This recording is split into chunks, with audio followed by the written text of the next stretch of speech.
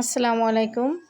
এই তো সকাল, সকাল আমার মামনিটা মানে আয়নার সাথে দুষ্টুমি করছে আর আমিও একটু আপনাদের দেখানোর চেষ্টা করলাম। আসলে আমরা সারাদিন কি কাজ করি সেগুলো আপনাদের দেখানোর জন্য একটু ভিডিও করলাম আরকি। সবগুলো আজকে আপনারা দেখতে থাকুন। তো চলে আসলাম আবার ইফতারি বানাতে। এখানে পেঁয়াজু ভাজা হচ্ছে। আর এখানে লাউ ভাজি করব। আসলে কে খেয়েছেন জানি না লাউ দিয়ে ডিম ভাজি।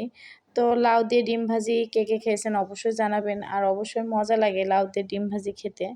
তো দেখেন আমি লাউ দিয়ে ডিম ভাজি কীভাবে রান্না করি।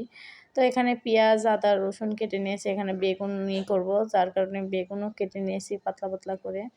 তো এই তো লাউ ভাজি করতে মাঝখানে একটা ডিম ভেঙে দিয়ে সামান্য একটু লবণ এবং গোলমরিচের গুঁড়া দিয়ে হালকা নেড়ে নিয়ে আমার লাউ ভাজি এমন হয়ে গেছে, প্রস্তুত হয়ে গেছে।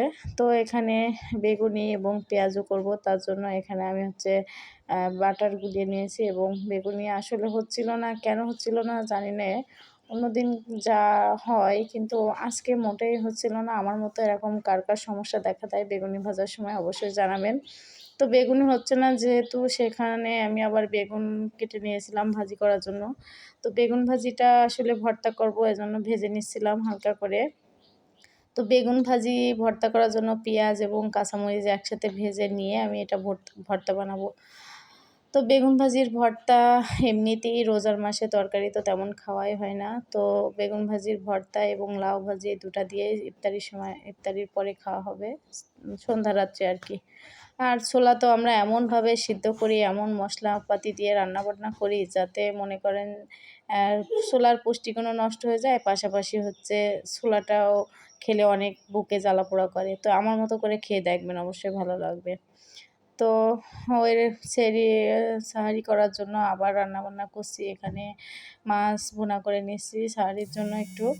তো অল্প একটু রান্নাবান্না শেষ করলাম সেহরি করার জন্য।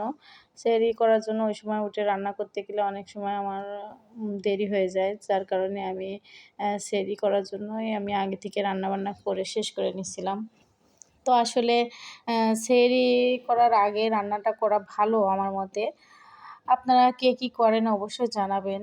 আর আমার মতো আসলে সেহরি করার সময় রান্না করা আমার আসলে ওই সময় অনেক ঘুম পায়। অল্প একটু সময় পাই। সেখানে আমি একটু মনে করেন নামাজ কালাম করতেই টাইম শেষ হয়ে যায়। অল্প একটু টাইম থাকে, খাওয়া-দাওয়া শেষ করে নিই।